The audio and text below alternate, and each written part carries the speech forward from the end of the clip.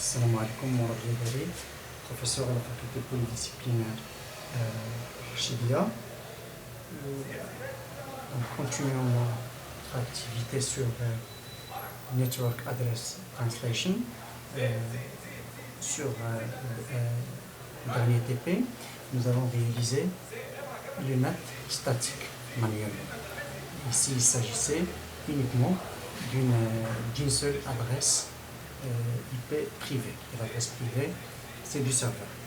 Il y a une autre version du NAT qui permet à différents hosts, différentes machines, à l'intérieur d'un réseau privé, si mon réseau privé c'est le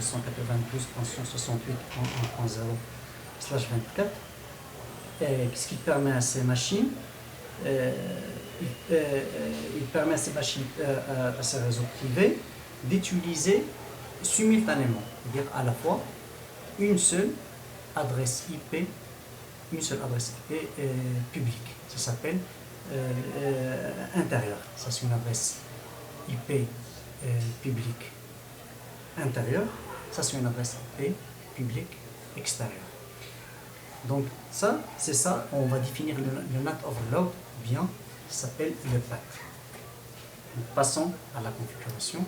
Donc bref, l'objectif du TP, c'est parce que différentes machines vont utiliser uniquement une seule adresse IP publique pour communiquer avec le serveur. Bien.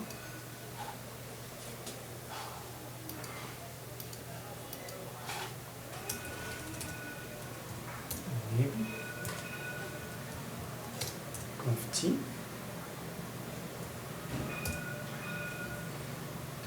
Je passe au mode global et ici je définis une access list 1.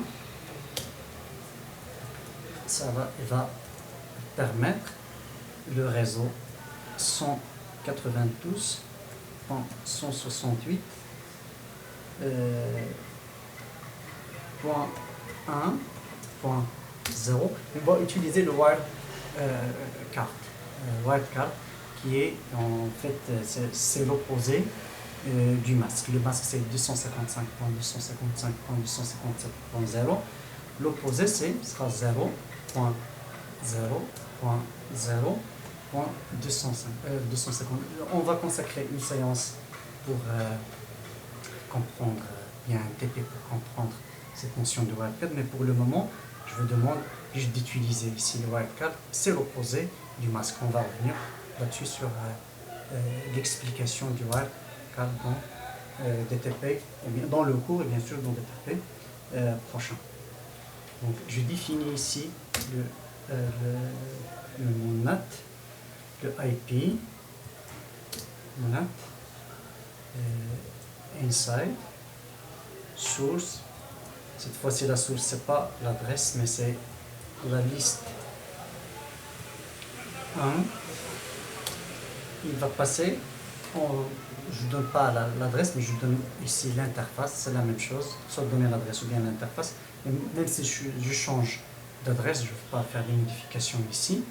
Donc serial 2 sur 0. Ici, je fais un point d'interrogation. Donc overload.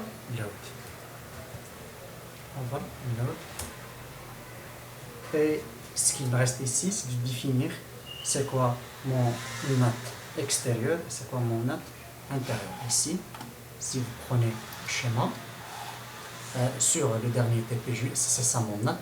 Donc l'interface Fast Ethernet 0 sur 0, c'est mon NAT intérieur. Ici, le serial 2 sur 0, c'est mon NAT extérieur. C'est la raison pour laquelle nous avons fait dans le dernier TP interface Fast Ethernet 0 sur 0, on a fait inside. Ici, c'est la même chose. Donc ici, le Fast Ethernet 0 sur 0, c'est inside et le serial 2 sur 0, c'est le outside. Donc, si je fais mon interface de serial 2 sur 0, IP, NAT, outside.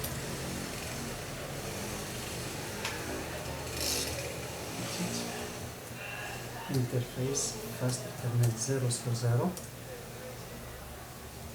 IP net inside. Donc maintenant on va faire le test pour tester est-ce que ces adresses ils vont aller à l'internet en utilisant uniquement cette adresse publique intérieure. Pour cette raison, on va utiliser le mode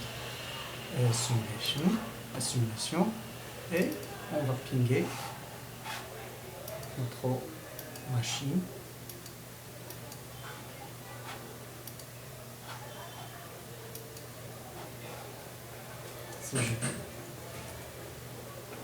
Je ping ici le 10.0.0.254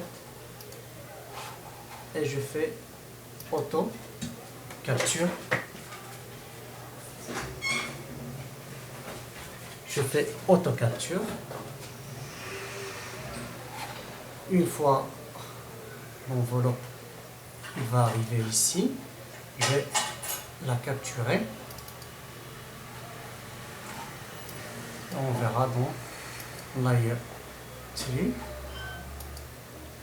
Outbound. Vous voyez ici, l'adresse source n'est plus le 192.168.1.100, mais elle a utilisé l'adresse de 200.10.0.1. Donc, notre petite fonction. Si vous voulez, on peut ici faire la même chose pour cette machine.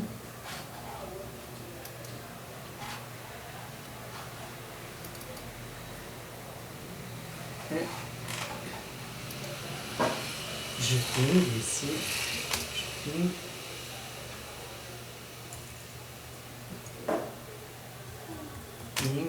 de 10.0.0.254.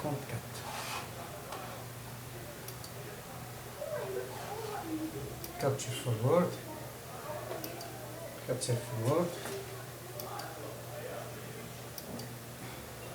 Comme c'est la première communication, j'ai une requête ARP, donc je cherche les adresses MAC du routeur pour. Très bien. C'est je capture, j'ouvre cette enveloppe.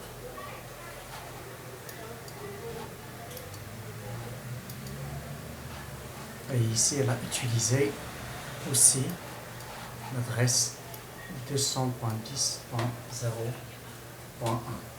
Très bien. Donc cette notion aussi de NAT overload ou bien le PAT, j'espère que c'est clair pour vous. Vous voyez que ici, on a les adresses IP de notre réseau privé, que ce soit pour le NAT statique ou bien pour le NAT overload, reste caché pour